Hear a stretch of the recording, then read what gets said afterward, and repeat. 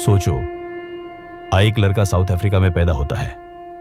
बचपन में वो इतना इंट्रोवर्ट था कि उसके क्लासमेट्स उसे क्वाइट किड कहते थे। वो ज्यादा बात नहीं करता था, लेकिन उसके अंदर एक ऐसी चीज थी जो उसे सबसे अलग बनाती थी, इमेजिनेशन। वो घंटों किताबें पढ़ता, साइंस फिक्शन और स्पेस की कहानियों में खोया रहता। वो सिर्फ सपने नहीं देखता था, वो उन सपनों को पूरा करने का प्लान बनाता था। 12 साल की उम्र में उसने खुद से कंप्यूटर प्रोग्रामिंग सीखी, बिना किसी टीचर के, बिना किसी फॉर्मल ट्रेनिंग के।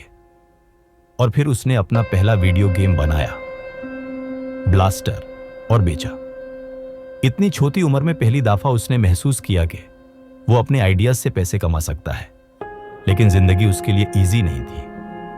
उसके पेरेंट्स डिवोर्स हो गए, घर का माहौल टॉक्सिक था, स्कूल में उसको बुलिंग का सामना करना पड़ता।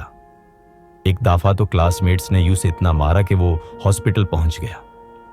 यह सब उसके लिए पेनफुल था, लेकिन यही स्ट्रगल्स उसके अंदर एक चीज और मजबूत कर रही थी, रेजिलियंस।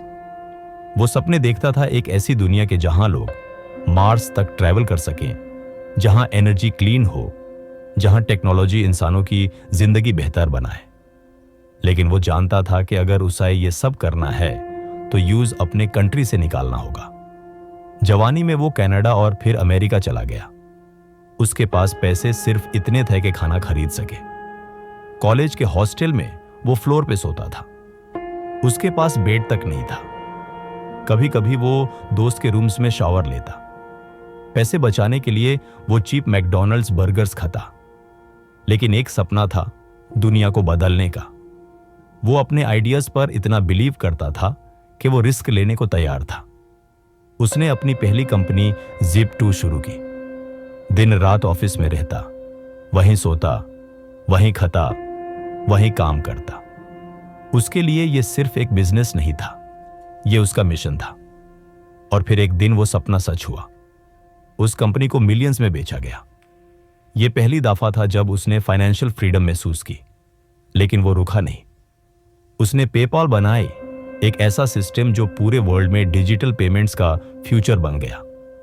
और जब पेपॉल भी बिक गया, उसके पास बहुत पैसा आ गया। लेकिन उसने वो पैसा अपने लिए नहीं रखा। उसने अपनी सारी फॉर्च्यून, लिटरली अपने लगभग सारे पैसे 3 चीजों में इन्वेस्ट कर दिए। स्पेस एक्स, ताकि इंसान मार्स पर जा सके। टेस्ला, ताकि दुनिया इलेक्ट्रिक कार्स पर चले और पोल्यूशन कम हो। सोलर सिटी, ताकि एनर्जी क्लीन और सस्टेनेबल हो।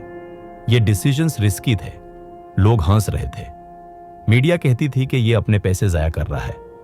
लेकिन एलोन को फर्क नहीं पड़ता था। उसके लिए पैसा सिर्फ एक टूल था, उसके मिशन के लिए। फिर सबसे बुरा वक्त आया। स्पेस एक्स के 3 रॉकेट्स लगातार फेल हो गए। हर लॉन्च में मिलियंस डॉलर्स बर्बाद होते गए। पैसे खत्म हो रहे थे। कंपनी ऑलमोस्ट बैंकरप्ट हो रही थी। मीडिया मजाक उड़ाने लगी, हेडलाइंस आती थी, एलोन मस्क की स्पेस कंपनी एक जोक है। लोग कहते थे ये पागल हो गया है, इसने अपना सारा पैसा बर्बाद कर दिया।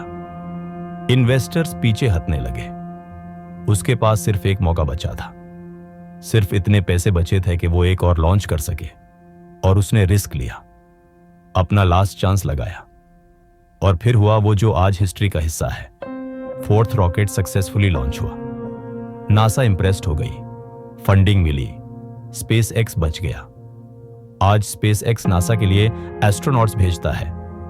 टेस्ला दुनिया की सबसे वैल्यूएबल कार कंपनी बन चुकी है। और इलॉन मस्क दुनिया के सबसे सक्सेसफुल एंटरप्रेन्योर्स में से एक है। लेकिन इस कहानी का असली पॉइंट ये नहीं है कि इलॉन मस्क रिचेस्ट मैन बन गया। असली पॉइंट यह है कि 3 बार फेल होने के बाद भी उसने गिव अप नहीं किया।